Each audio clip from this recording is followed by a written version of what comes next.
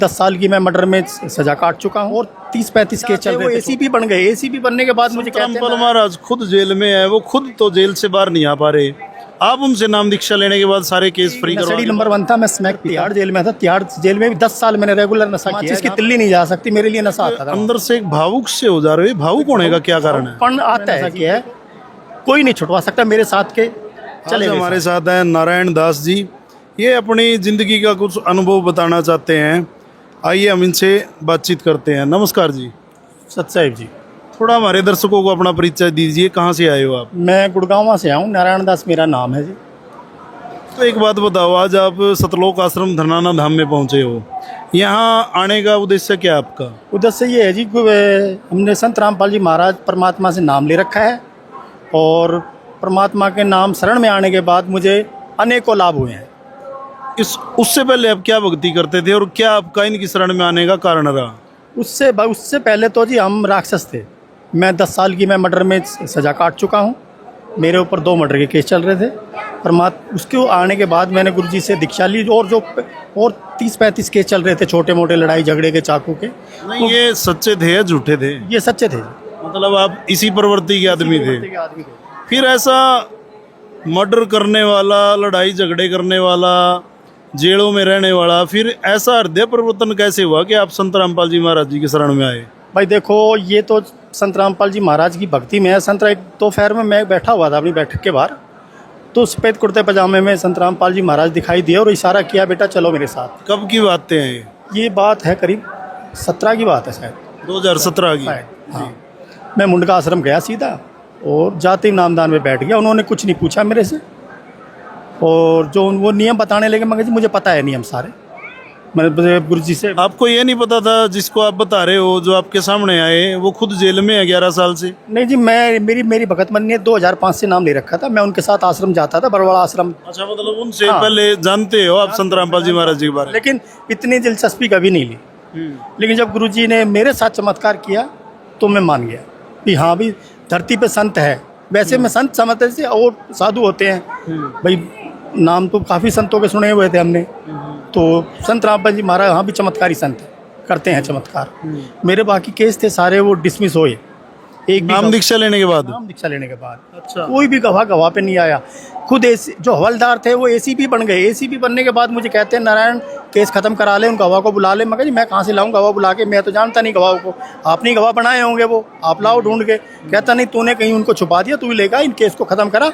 हम रिटायरमेंट आने को आ रहे हैं, हम रिटायरमेंट के बाद भी कोर्ट में धक्के खाएंगे इन केसों के चक्कर में। मैंने गुरु जी को मन ही मन में प्रार्थना करी कि परमात्मा इस छुटवाओ मेरा इससे।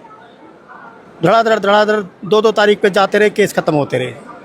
ये गुरु जी की बहुत बड़ी रजा हुई मेरे ऊपर। नहीं तो मैं भाई साहब बड़ी अजीब सी बात बता रहे हो। मतलब संत रामपाल महाराज खुद जेल में है, वो खुद तो जेल से बाहर नहीं आ पा रहे। आप उनसे नाम दीक्षा लेने के बाद सारे केस फ्री करवा के बाहर आ गए हो। भाई देखो ना, संत रामपाल जी महाराज का एक तो उदाहरण ये देखो, आप न्यूज़पेपर पढ़ो, सोशल मीडिया पे देखो, न्यूज़ पे देखो, संत रामपाल जी महाराज पे इन्होंने अनेकों केस लगा दिए। आज तक एक भी पुलिस से एक भी केस साबित नहीं कर पाई। अच्छा। अब देख लेना कभी भी आप, एक भी केस आज तक साबित नहीं कर पाई। अभी संत रामपाल जी महाराज पे ये केस इन्होंने साबित किया पुलिस ने। मैंने तो किए थे, चलो मैं आपके सामने हाँ भर रहा हूँ, मैंने किए थे वो, और मेरे तो कागज भी हैं। लेकिन संत रामपाल जी महाराज की दया से मेरे ऊपर आज की तारीख में एक भी केस नहीं। अच्छा। और इसके अलावा आपको क्या लाभ हुए फिर? मैं जी नशेड़ी नंबर 1 था। मैं स्मैक पीता था। अच्छा। मैंने 30 साल स्मैक पी है। 55 साल मेरी उम्र है। मैं अंदर तिहाड़ जेल में था। तिहाड़ जेल में भी 10 साल मैंने रेगुलर नशा किया है, जहाँ पे माचिस की तिल्ली नहीं जा सकती, मेरे लिए नशा आता था वहाँ पे। अच्छा। हाँ जी। ये तो आपने नशा पीने की बात बताई, फिर छोड़ी कैसे वो और बताओ। जिस दिन मैं संत रामपाल जी महाराज से नाम दीक्षा ली, प्रथम मंत्र जैसे गुरु जी ने मेरे कान में दिया, उस टाइम से ही सब कुछ भूल गया कि मैं क्या करता था। मतलब ऑटोमेटिक ही पता नहीं क्या ऐसा हुआ। नहीं, मेरे परिवार वालों ने हजारों बार इलाज कराया है मेरा डॉक्टर के पास, ले जाके। अब भाई छूट जाएगी। कहीं ना कहीं फिर ये जो मर्डर करना, लड़ाई झगड़े करना, ये भी नशे का ही शिकार थे आप? हाँ, बस ये गुस्सा आ जाता था नशे से। अच्छा। हाँ जी बिल्कुल। मैं तो संत रामपाल जी महाराज ने कौन सा झाड़ा लगाया आपको, जो मतलब एकदम ऐसा क्या, इतने साल से पी रहे थे, इतने नशे के आदी थे, और नाम दीक्षा लेने के बाद एकदम से छोड़ दिया। ये तो मैं इसलिए तो भगवान मानता हूँ संत रामपाल जी महाराज को इस धरती के ऊपर, कि मैं अपने आप को इस दुनिया का सबसे बुरा आदमी समझता हूँ और मानता था। लेकिन जिस संत ने एक वाणी में मेरे सारे ऐप छुटा दिए और सारे मैं भूल बैठा हूँ, अब कोई मुझे याद दिलाता है तो मुझे याद आती ही, अरे तू तो इतना तुम तो ये काम किया हुआ है। अच्छा, मतलब लोग ही बताते हैं तो इतना गंदा आदमी इतना गंदा आदमी था। अब संत रामपाल जी महाराज की वो शास्त्र अनुकूल साधना करने से वो ये हुआ कि मैं सारी चीज़ें भूल चुका हूँ आज की तारीख में, और मुझे अनेकों लाभ हुए हैं। अच्छा, सांसारिक लाभ, पारिवारिक लाभ, दया कर रखी है भगवान ने। बार बार मतलब एक अंदर से एक भावुक से हो जा रहे हो, भावुक होने का क्या कारण है? पण आता है जी, देखो जो आदमी मर के जिंदा हुआ है तो वो तो भावुक है जी। मेरे को तो संत रामपाल जी महाराज ने जीवन दान दिया है ये, और मैं इसको कहीं भी लिख के कोरे कागज पे लिख के दे सकता हूँ। इस संत रामपाल जी महाराज भगवान ने इस दास को जीवन दान दिया है, नहीं तो अपनी तो कितनी बार 13वीं हो जाती है और कितनी बार गधे घोड़े कुत्ते बन जाते हैं। देखो वो 13वीं का तो हमें नहीं पता, लेकिन जो आप मर्डर केस में अंदर गए थे तो उसमें तो सबको ही पता है कि एक सजा क्या होती है। सारी उम्र आपकी अंदर निकल जानी थी, या अपना बेल पे भी आते अंदर बार होते रहते। रहता उस सिस्टम। अब ये आप बता रहे हो कि संत रामपाल जी महाराज जी से नाम दीक्षा लेने के बाद अब सभी केसों में आप बरी हो चुके हो। बिल्कुल। और फिर आप ही की तरह जो मतलब आज भी भटके हुए हैं इन्हीं लड़ाई झगड़ों के चक्कर में, जेल में, कई नशे में, उनको आप क्या कहना चाहोगे सीधे सीधे साफ स्पष्ट शब्दों में? वो कैसे अपना इस नशे से, लड़ाई झगड़े से पीछा छुटा सकते हैं? देखो जी, इस धरती के ऊपर अब पूर्ण संत आए हुए हैं, संत रामपाल जी महाराज। इनसे नाम दीक्षा ले, अपना कल्याण कराए और भक्ति समझे, शास्त्र अनुकूल भक्ति करे। संत रामपाल जी महाराज शास्त्र अनुकूल भक्ति बताते हैं, कोई जोर जबरदस्ती वाली भक्ति नहीं है भाई हमने तो एक टांग पे खड़ा होना है, 4 टांग पे पैर से ऊपर पैर, आराम से बैठ के भक्ति करनी होती है। कोई जबरदस्ती चलते फिरते उठते बैठते ऐसे बिल्कुल। और रहे नशे की बात, इस धरती के ऊपर अगर जो कोई डॉक्टर है और कोई भगवान है नशा छुड़ाने वाला, संत रामपाल जी भगवान है, नहीं तो इस वर्ल्ड में कोई नहीं है। इस चीज़ को मैं बोलता हूँ जी। मैं 30 साल मैंने नशा किया है, कोई नहीं छुटवा सकता। मेरे साथ के चले गए सारे, सिर्फ एक मैं अकेला बचा हूँ। मैंने फिल्म स्टारों के साथ बैठ के नशा किया है। अच्छा, आज जो महाभारत में जो पात्र बन के किरदार करा ना जिन्होंने, उनके साथ बैठ के नशा किया है मैंने। मतलब महाभारत जिन्होंने इनमें किरदार निभाए वो दुनिया को मतलब ऐसे ऐसे ज्ञान दे रहे हैं उनमें, वो उनको दुनिया देख के उनको भगवान मानती है, और आपके साथ नशा किया उन्होंने। राजस्थान में शूटिंग चल रही थी महाभारत की, स्पेशल मेरे को बुलाया, अभी भंडारिया यहाँ शूटिंग चल रही है। मैं चलो जी आ गए, हम ना बैठ के लगाते थे हम। अच्छा, बिल्कुल। इंडस्ट्रीज को भी पता है, उनको भी, हाँ ये नशा करते हैं सारे कैरेक्टर, सबको पता था।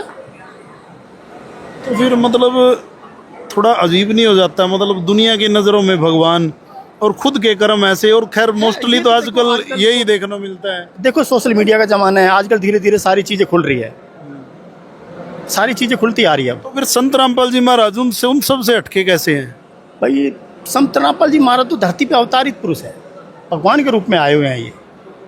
ऐसे तो सभी बोलते हैं ना, सब अपने अपने गुरु को, इष्ट को भगवान बोलते हैं, और सभी ऐसा कहते हैं। वही वो डिफरेंस मैं आपसे जानना चाहता हूँ कि दुनिया कैसे। देखो मेरे और भी यार दोस्त हैं, उनको वो किसी अपने जाते रहते हैं अपने धर्म गुरुओं के पास, वो तो अपने गुरु को भगवान नहीं कहते, वो तो गुरु ही कहते हैं। फिर लोग ये कहते हैं कि संत रामपाल महाराज खुद को भगवान कहलवाते हैं। रामपाल जी महाराज ने आज तक अपने आप को भगवान नहीं कहवाया। देखो जी, मेरे को जीवन दान दिया तो मैं तो भगवान ही कहूँगा ना उनको। ये तो है, अब आपको जीवन दान किसी ने दिया था, आपके लिए तो वो भगवान है। वैसे भी हमारे देश में तो मदद करने वाले को भगवान बोला जाता है। मैं एज ए ट्रांसपोर्टर रहा हूँ, मेरे से 20 एक्सीडेंट हुए हैं। भगवान ने मेरे को ऐसे बचाया है जैसे मेरे से गाड़ी लगी नहीं है, गाड़ी ऐसी ख़त्म हो गई है। गाड़ी ला के खड़ी करी है तो उसके ऊपर मैंने चद्दर डाल दी, तो आस पड़ोस वाले कह रहे कि भाई ये लगता है कि मर गया। लेकिन मैं सुबह घर से उठ के आ रहा हूँ तो कह रहे यार ये तो ठीक ठाक है, गाड़ी की हालत ऐसी हो रही है, किसी में तो कोई बचा ही नहीं होगा। तो आखिर में हमारे दर्शकों को क्या कहना चाहोगे आप? भाई मैं तो हाथ जोड़ के दर्शकों को यही कहना चाहूँगा, संत रामपाल जी महाराज से नाम दीक्षा ले और अपना शास्त्र अनुकूल भक्ति करे, नियम मर्यादा में रह के। संत रामपाल जी महाराज इस धरती के ऊपर आए हुए हैं और उनसे नाम दीक्षा लें। एक थोड़ा मर्यादाओं का जिक्र आता है, संत रामपाल महाराज ऐसी कौन सी मर्यादा बताती हैं जो दुनिया को कड़वी लगती हैं, कठिन लगती हैं? देखो जी, इसमें तो एक दहेज ना लेना, ना देना, और बीड़ी, पान, तम्बाकू, ये जैसे और जो ये सारी गलत चीज़ है तो है भक्तों के लिए ही। वैसे वैसे नहीं, भक्तों के लिए, जगत के लिए भी हानिकारक है जी। अब बीड़ी तम्बाकू खाओगे तो कैंसर होगा, कैंसर नहीं होगा तो और 100 बीमारी लग जाती है। और देवी देवताओं की कौन सी भक्ति छुटवाते हैं? किसी की भक्ति नहीं छुटवाते थी, उन देव देवताओं की भक्ति शास्त्र अनुकूल करवाते हैं। मतलब जो विरुद्ध है वो छुटवाते हैं। बिल्कुल बिल्कुल, जो विरुद्ध है। अब मैं यहाँ से जय भोले जय भोले जय भोले, ये जय भोले के वो थोड़ी हुआ है। अभी बताओ, वो अब मैं इतना ऐबी आदमी था, मैं अमरनाथ यात्रा जाता था, वहीं से बर्फ खुरचता था और गिलास में डालता और वहीं पैक बना कर मैं उस भोले ने तो मेरी पूछना पड़ी आज तक। अच्छा, मतलब जाते थे एक और क्रिया ये करते थे वहाँ जाके। अब बताओ, अगर वो उसमें शक्ति हो तो मैं ऊपर तक मैंने फेंक देता पहाड़ पे थे। अच्छा, अब मानो ना इस बात को। मैं शेरा, दुनिया जा रही है शेरावाड़ी, मैं भी जाया करता, वहीं अपना बोतल खोल के बैठ जाया करता अधिकारी पे।